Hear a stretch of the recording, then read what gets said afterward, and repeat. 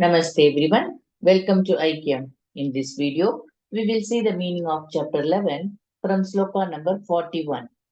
Sakheti matva prasabhayyaduktam He Krishna He Yadava He Sakheti Ajanata Mahimananta Vedam Maya Pramadat Pranayena Vapi. After seeing the manifestation of Lord Krishna, now Arjuna is saying, Forgive me for words I may have rashly used in ignorance of your status and might. Unaware of your glory, I had considered you as a friend and addressed you, O Krishna, O Yadava, and O comrade. यच्चावहासार्थ मसत्कृतोऽसि विहारशय्या सनभोजनेषु एकोऽथवाप्यच्युत तत्समक्षम् तक्षामये त्वामहमप्रमेयम्. I seek forgiveness for having treated you disrespectfully by joking with you while playing, resting, sitting, or even eating together, either privately or in front of other companions. पितासि लोकस्य चराचरस्य त्वमस्य पूज्यश्च गुरुर्गरीयान् न त्वत्समोऽस्त्ययदि कः कुतोऽन्यः लोकत्रयेऽप्यप्रतिमप्रभावम्. You are the father of the universe, of all things, moving and unmoving. You are the worshipable chief, the supreme master. You have no equals in the three worlds. O you of the universal power. तस्मात् प्रणम्य प्रणिधाय कायं प्रसादये त्वामहमीश मीढ्यम् पितेव पुत्रस्य सखेव सख्युः प्रियः प्रियायार्हसि देव सोढुम्. I therefore surrender myself to you. O Lord, O God, please show mercy on me and tolerate my transgression, just as a father tolerates his son's misbehavior. A friend tolerates the misdoing of his friend, and a lover his beloved. अदृष्टपूर्वं हृषितोऽस्मि दृष्ट्वा भयेन च प्रव्यथितं मनो मे तदेव मे दर्शय देवरूपं प्रसीद देवेश जगन्निवास.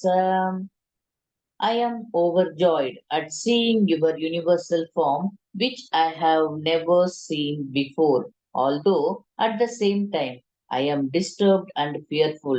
Bless me, therefore, O Lord, and show me your magnificent form. किरीटिनं गदिनं चक्रहस्तं इच्छामि त्वां द्रष्टुमहं तथैव तेनैव रूपेण चतुर्भुजेन सहस्रबाहो भव विश्वमूर्ते. I want to see you adorned with a crown, armed with a club, discus in hand, bearing the conch and lotus. O Lord of all, show me that four-armed form.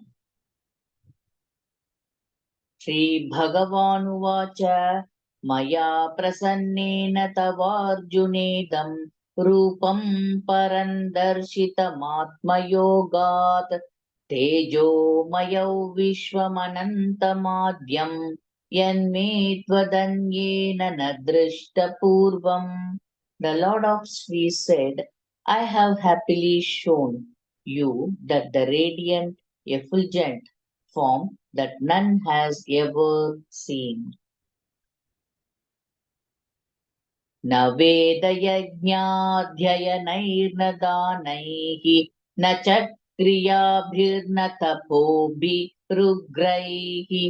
एवं रूपः शक्य अहं नृलोके द्रष्टुं त्वदन्येन कुरु प्रवीर. O Arjuna, no one has ever seen my cosmic form. One cannot see me in this material world by studying the Vedas, performing sacrifices by charity, pious activities, or severe austerities. माते व्यथा मा च विमूढ भावः दृष्ट्वा रूपं घोरमीदृग्ममेदम् व्यपेतभिः प्रीतमनाः पुनस्त्वं तदेव मे रूपमिदं प्रपश्य. Free yourself from the horror of seeing me in my foresome form, and behold the form you desire to see with a peaceful heart. Sanjaya Uvacha Ityarjunau Vasudevastatoktva Swakam Rupan Darshayamasa Bhuyaha Ashvasayamasa cha bhitamenam bhutva punah saumya vapur mahatma. Sanjaya said, having spoken thus to Arjuna, the Lord then manifested into his gentle two-armed human form and pacified the frightened warrior. Arjuna Uvacha दृष्ट्वेदं मानुषं रूपं तव सौम्यं जनार्दन इदानीमस्मि संवृत्तः सचेताः प्रकृतिं गतः. Arjuna said, O Janardana, now seeing you in this gentle human form of yours, I am composed and restored to my original state.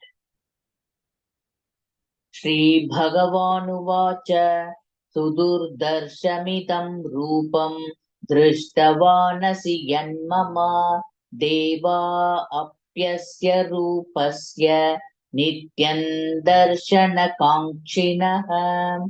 The Lord of Sri said, this form of mine that you are seeing is very difficult to behold. Even the gods are constantly trying to see it. नाहौ वेदैर्न तपसा न दानेन न चेज्यया शक्य एवौ विधो द्रष्टुं दृष्टवानसि मायथा. The form that you behold cannot be seen by understanding the Vedas, not by austerity, not by giving in charity, not even by sacrifice. Can I be seen in this form as you have seen me? Bhaktya tvananyaya shakyah ahamevau vidhorjuna jnatun drashtun cha tatvena praveshtun cha parantapa. Only by sincere and undivided devotion can one actually see and understand this form and attain me. O Arjuna, know about that. Matkarma krinmat paramaha madbhaktas sangavarjitaha nirvaira sarva bhuteshu yasamamiti pandava. One who engages in sincere and faithful service to me, free from enmity and attachment, he can attain me, O son of Pandu.